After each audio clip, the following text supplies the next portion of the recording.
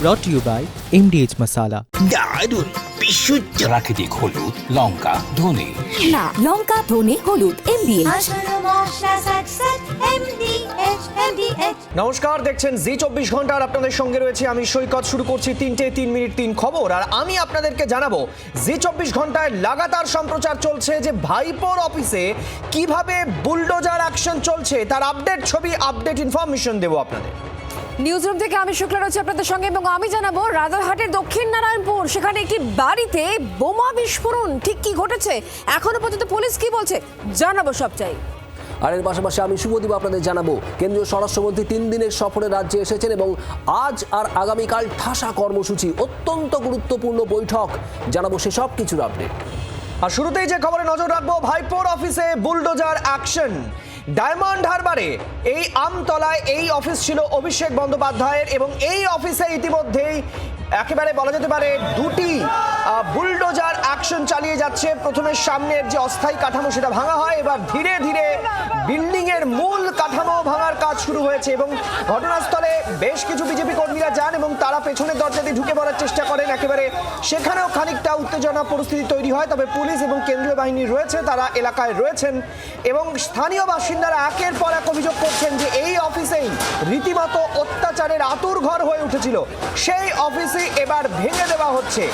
যদিও এই অফিসটি ভাঙার আগে গত 6 তারিখে নোটিশ দেওয়া হয়েছিল, কিন্তু কোনো নোটিশেই হাজিরা দেননি অভিষেক বন্দ্যোপাধ্যায়ের কেউ। ফলে স্বাভাবিকভাবেই একেবারে আইনি প্রক্রিয়ায় ভাঙা হচ্ছে আর এ নিয়ে সরব হচ্ছে অভিষেক বন্দ্যোপাধ্যায়। তার এই অফিস ভাঙা নিয়ে সরব হচ্ছে বিরোধী রাজনৈতিক দলগুলো।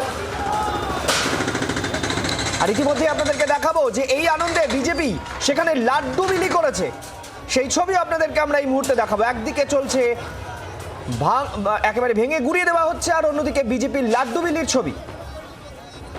আর স্থানীয় মানুষরা দীর্ঘদিন ধরে এই বিল্ডিং নিয়ে অভিযোগ করে এসেছিলেন, কারণ এখানেই নাকি অত্যাচারের আতুরঘর হয়ে উঠেছিল। জাহাঙ্গীর খান থেকে শুরু করে দিলীপ মণ্ডল সবাই অত্যাচারের সীমা ছাড়িয়েছিল এই অফিসকে কেন্দ্র করে। কি বলছেন তারা? আমাদের বাড়ি থেকে বেরোতে দেওয়া হতো না, মার ধর, আমাদের কি অত্যাচার করেছে এই সেই জায়গা, যেমন আমরা তৈরি হতো শাহজাহান, জাহাঙ্গীর, যারা অবৈধ একটা সন্তান তৈরি করেছিল এই পশ্চিমবাংলা জুড়ে রাজত্ব করার জন্য। বাবর থেকে ঔরঙ্গজেবের জন্ম এই অফিসটা থেকে, যার জন্য আজ এই সমাজ, আজ আমাদের এই পশ্চিম বাংলার রসাতলে চলে গেছে। আমরা যা খুশি বলে বোঝাতে পারবো না। ভারত মাতা কি। আমাদের প্রতিনিধি পিয়ালি এই মুহূর্তে সরাসরি গ্রাউন্ড জিরো থেকে রয়েছেন। পিয়ালি, তুমি একেবারে লাগাতার সম্প্রচার করে দেখাচ্ছ প্রতিটা টুকরো টুকরো ছবি। এই মুহূর্তে কতগুলো বুলডোজার কাজ করছে আর ভাঙার কাজ কত দূরে গেল?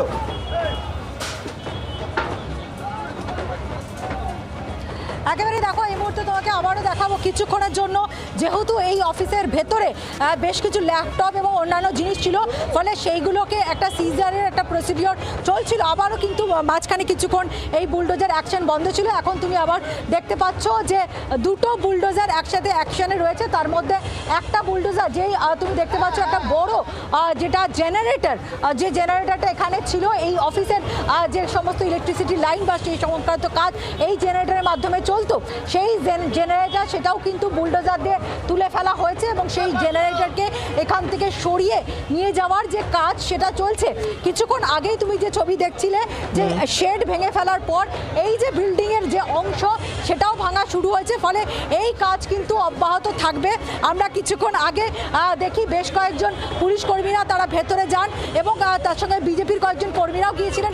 বিজেপির কর্মীদের বক্তব্য যে আমরা দেখলাম বিধায়ক তার সঙ্গে সঙ্গে অভিজিৎ ববিদর, তাদের বক্তব্য তাদেরকে উইটনেস হিসাবে ভেতরে নিয়ে যাওয়া হয়েছিল এবং ওখানে স্থানীয়দের বক্তব্য, বিজেপির বক্তব্য যে ভেতরে প্রচুর পরিমাণে ল্যাপটপ রয়েছে, প্রচুর পরিমাণে ডেস্কটপ রয়েছে, সেগুলো পুলিশ সেগুলোকে সরানোর কাজ করছে। পাশাপাশি বুলডোজারের যে অ্যাকশন, অর্থাৎ বুলডোজার চালিয়ে সেটা ভাঙা, প্লাস এখান থেকে এই সমস্ত জিনিস অর্থাৎ যে জেনারেটর ছিল সেটাকে এখান থেকে সরানোর কাজ চলছে।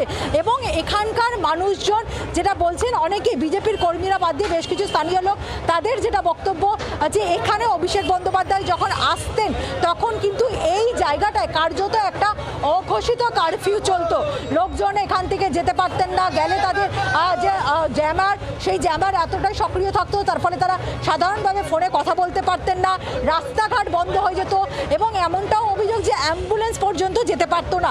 ফলে সেই অফিস আজকে যখন ভাঙা হচ্ছে প্রচুর মানুষের আমরা উচ্ছ্বাস দেখছি। আমরা দেখলাম বিজেপির তরফ থেকে এখানে লাড্ডু বিতরণ করা একেবারে হচ্ছিল। তুমি সঙ্গে ফলে থাকো আর আমি এই মুহূর্তে দর্শকদের একটু দেখাবো যে এলাকার স্থানীয় বিধায়ক সাতগাছিয়ার বিজেপি বিধায়ক তিনি ঘটনাস্থলে পৌঁছে কি বলছেন।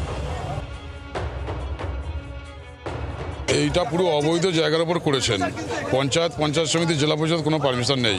ডিস্ট্রিক্ট ম্যাজিস্ট্রেট, এসডিও সাহেব, বিএলআরও, বিডিও সাহেব এনার সমস্ত সরজমিনে তদন্ত করে দেখেছেন যে দেখলে কোনো কাগজপত্র কিছুই নেই, সম্পূর্ণ অবৈধ জায়গার উপরে এই বিল্ডিংটা হয়েছে। লিপস অ্যান্ড বাউন্সার তাদের সময় দিয়েছিলেন যে এই তারিখের মধ্যে আমাদের যদি কোনো দাবি দেওয়া থাকে আপনারা জানান, তারা নিশ্চয়ই জানেননি, সেই জন্যই করেছে।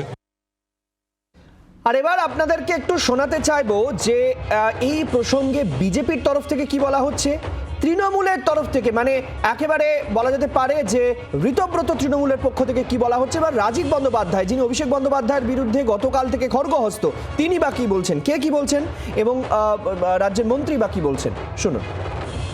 ইলিগ্যাল ছাড়া তো গত 15 বছরে কোনো কিছুই ছিল না পশ্চিমবঙ্গ জুড়ে, সমস্ত কিছু লিগ্যালটা কটা সেটা বরঞ্চ বললে সুবিধা হয়। গভর্নমেন্টটাই পুরো ইলিগ্যালিটিকে এবং ইলিগ্যাল যা সেটাকেই সাপোর্ট করে গেছে। অফিসে বসেই নাকি অত্যাচার করা হতো স্থানীয়দের দাবি। এখন সেটা তো একটা সেকেন্ডারি, প্রাইমারি থিং ইজ বিল্ডিংটা লিগ্যাল ছিল না ইলিগ্যাল ছিল। যদি ইলিগ্যাল থেকে থাকে তাহলে আমাদের নিয়ম আইন অনুযায়ী যা করার সেটা হয়েছে বা করা হয়েছে। নিজে সবার সামনে বলছেন উনি দোষী, এবার ওনার খালি গ্রেপ্তারের অপেক্ষায়। কণ্ঠটাও ওনার কণ্ঠস্বর রোধ কারুরই করিনি, ওনারও কণ্ঠস্বর রোধ করিনি, টেস্টিং হয়ে গেল। পার্টি অফিস যেখানে যেখানে বেআইনি সেগুলো হয় উনি নিজে ভেঙে দিতে পারেন, নাহলে আমরা ভেঙে দেবো। আর ওনাদের 21শে জুলাই বড় অনুষ্ঠান আছে, তো অনুষ্ঠানের জন্য আমরা জায়গাও দিয়ে দিয়েছি।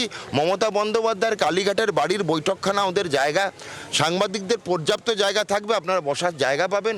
আপনার 21শে জুলাই তৃণমূল কংগ্রেসের শহীদ দিবসে আমি চাই সাংবাদিকরা যেন কালীঘাটে যায়।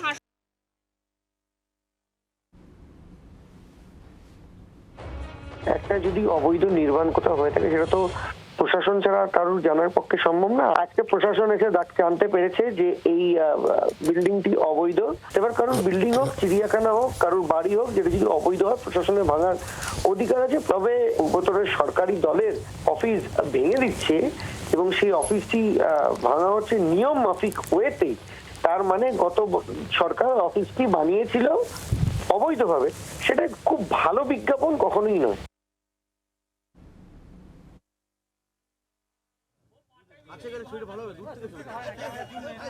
যেভাবে দলটাকে শেষ করেছে দুর্বৃত্তায়ন করে, যেভাবে দলটার সর্বনাশ করেছে সমস্ত দুষ্কৃতীদের প্রশ্রয় দিয়ে, আর তো নিজে কোনোদিনও কোনো বৈধ কাজ করেছে বলে তো আমি এখন মনে করি না।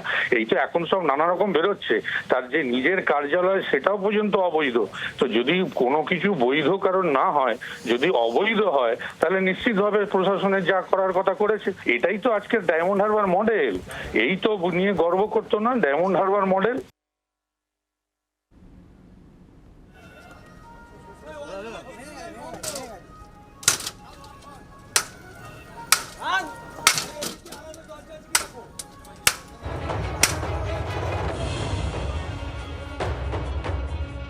রাজারহাট দক্ষিণ নারায়ণপুরে থেকে নজর রাখতে হচ্ছে, কারণ সেখানে একটি বাড়িতে বিস্ফোরণ। গোটা ঘটনাকে কেন্দ্র করে এলাকায় চাঞ্চল্য সৃষ্টি হয়। গতকাল রাতে বিস্ফোরণ হয় ঘটনাস্থলে। ইতিমধ্যে এনআইএ রয়েছে, দুজনকে ইতিমধ্যে আটক করা হয়েছে এবং এই দুজনই নাবালক বলেই খবর পাওয়া যাচ্ছে।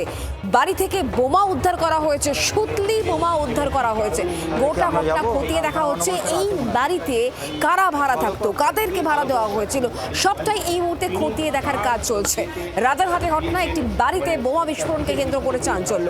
বাড়িতে কি কারণে বোমা মজুত রাখা হয়েছিল, কারা মজুত করলো, কি উদ্দেশ্য ছিল, সবটাই এই মুহূর্তে জানার চেষ্টা করছে পুলিশ আধিকারিকরা। দুই প্রতিনিধি এই মুহূর্তে আমার সঙ্গে রয়েছেন একেবারে সরাসরি, নান্টু হাজরা আর অন্যদিকে অর্ণবাংশু নিয়োগী এই মুহূর্তে আমার সঙ্গে রয়েছেন। অর্ণবাংশুর কাছে প্রথমে যাবো। অর্ণবাংশু, ঘটনাস্থলে বম্ব স্কোয়াড রয়েছে, এনআইএ টিম রয়েছে, তারা এখনো পর্যন্ত পুরো ঘটনাস্থল ঘুরে দেখছে। কি তথ্য পাওয়া যাচ্ছে এখন?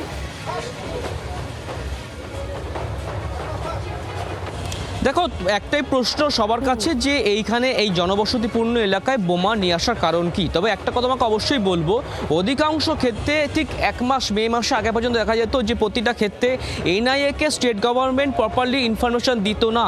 বর্তমানে রাজারহাটের এই বিস্ফোরণে কোনো সময় নষ্ট নয়, খবর পাওয়া মাত্রই এনআইএ তারা স্পটে এসে ভেরিফিকেশন করেছে এবং তারা এই ঘর থেকে একাধিক নমুনা সংগ্রহ করেছেন এবং বাসিন্দাদের সঙ্গে তারা কিন্তু কথা বলে তাদের বয়ান নথিভুক্ত করেছে। যেমন এনআইএ তারা প্রাথমিক অনুসন্ধান চালাচ্ছে, সেই সঙ্গে সঙ্গে কিন্তু বিধাননগর কমিশনারেটের ডিডি ডিপার্টমেন্ট এবং বেঙ্গল এসটিএফ তারাও ইনভেস্টিগেশন করছে। প্রশ্ন একটাই সে ঘুরে ফিরে যে এই জনবসতিপূর্ণ এলাকায় তারা কেন বোম রাখতে এলেন, এই দুজন নাবালক আটক করা হয় তাদেরকে কী বলে এখানে পাঠানো হয়েছিল সেই সম্পর্কিত বিষয়। দেখতে পাচ্ছি এনআইএর টিম তারা এখানে রয়েছে, তারা কিন্তু সমস্তটাই সংগ্রহ করছে। সেই ছবি কিন্তু দেখাচ্ছে আমার ক্যামেরা পার্সন সহকর্মী নবীন, যে এনআইএর টিম তারা ইতিমধ্যে বাসিন্দাদের সঙ্গে কথা বলেছেন, বাসিন্দাদের সঙ্গে কথা বলার পর তাদের যে বয়ান সেই বয়ান তারা সংগ্রহ করেছেন। কি বয়ান, কখন হয়েছিল, কি অভিজ্ঞতা ছিল, কি সিচুয়েশন ছিল, সেই সমস্ত বিষয়। তার থেকে বড় কথা হচ্ছে যে বাড়ির যে এরিয়া এবং সেই এরিয়া ঘটনাস্থল তার প্রত্যেকটা ভিডিওগ্রাফি এবং ছবি সংগ্রহ করা হচ্ছে এবং যেখান থেকে বোমা সংগ্রহ হয়েছে বা বোমা ছিল, যে দুটো বোম স্কোয়াড উদ্ধার করে নিয়ে গেছে সেখান থেকেও নমুনা সংগ্রহ করা হয়েছে, সেই ছবি আমরা দেখতে পেয়েছি। অর্থাৎ যেমন স্টেট পুলিশ ইনভেস্টিগেশন করছে সেই সঙ্গে সঙ্গে কিন্তু প্রাথমিক অনুসন্ধান কাজ শুরু করে দিয়েছে এনআইএ, এমন ছবিটাই কিন্তু আমাদের ক্যামেরার সামনে স্পষ্ট হচ্ছে। অন্যবাক্সে আমরা দেখতে পাচ্ছি এখানে ভিডিওগ্রাফি করা হচ্ছে, ফটো তোলা হচ্ছে। এনআইএ কতজনের সদস্য এই মুহূর্তে ঘটনাস্থলে রয়েছে, ফরেনসিক টিমও তো ঘটনাস্থলে রয়েছে?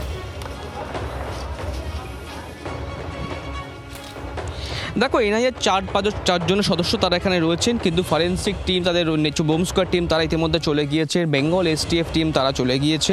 শুধুমাত্র এখানে বর্তমানে এনআইএ আধিকারিক তারাই এখানে রয়েছে, তারা কিন্তু কিছুক্ষণ আগে এসছেন, তাদের মূল যে কাজগুলি রয়েছে সেই কাজগুলি তারা সংগ্রহ করছেন। অবশ্যই এখান থেকে যেহেতু এয়ারপোর্ট খুব ক্লোজ এবং এখানে বোমা মজুত করার ইন্টেনশন কি, এর সঙ্গে কোনো দেশের নিরাপত্তা স্বার্থ জড়িয়ে রয়েছে কিনা, সেই সমস্ত বিষয়গুলি কিন্তু এনআইএ খতিয়ে দেখে, যে কারণে প্রাথমিক অনুসন্ধানের মধ্যে দেখতে দেখতে এখনো পর্যন্ত যে দুজনকে আটক করা হচ্ছে সেই দুই নাবালকের কাছ থেকে কি কি তথ্য এখনো পর্যন্ত পুলিশ পাচ্ছে জানবো, আমরা কথা বলবো। আমাদের অপর প্রতিনিধি নান্টু এই মুহূর্তে আমার সঙ্গে রয়েছেন সরাসরি। নান্টু,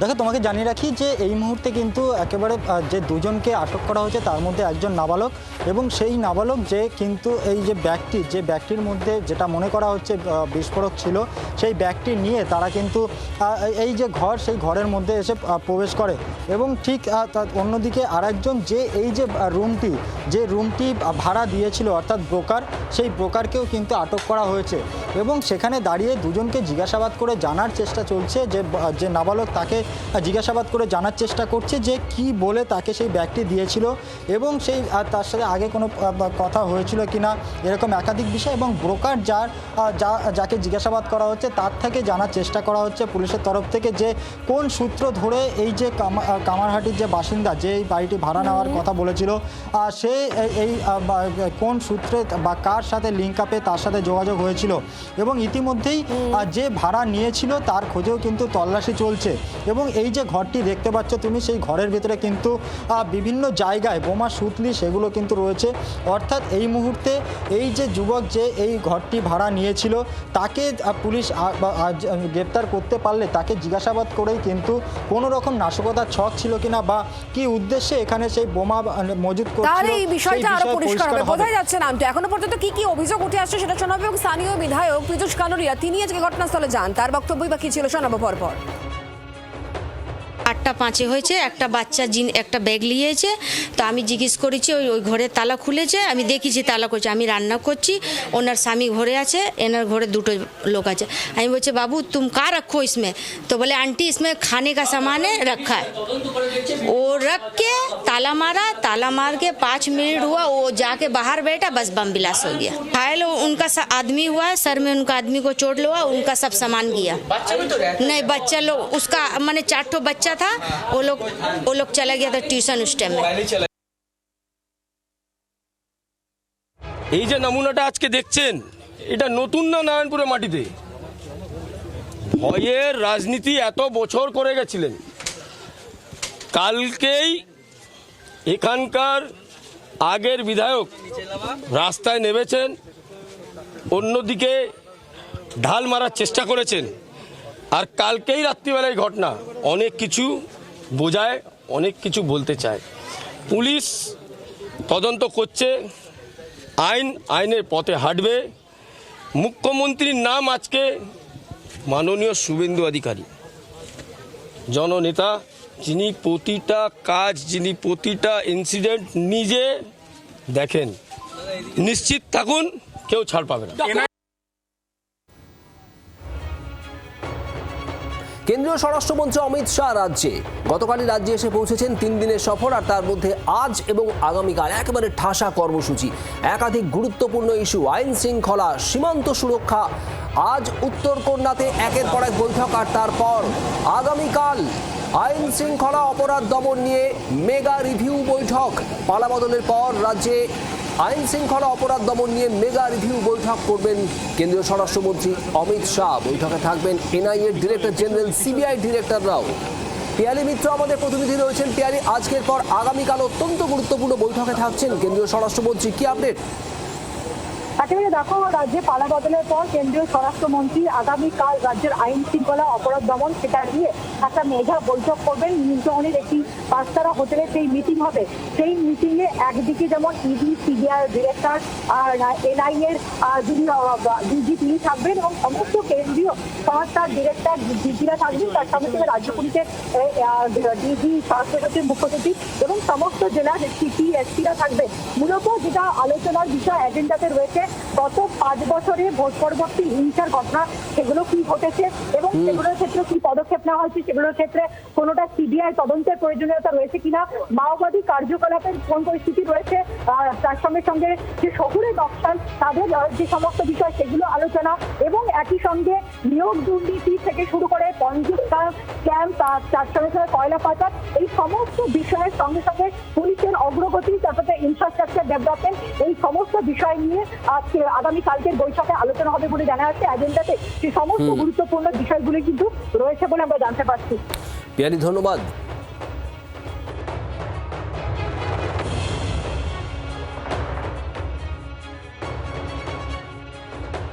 স্বাস্থ্য আর নিউট্রিশন পাবে, শরীরও স্ট্রং হবে, অল্প খেলেই পেট ভরে, ডাইজেশন ঠিক রাখে। MDH সোয়াটিন, আসল প্রোটিন। MDH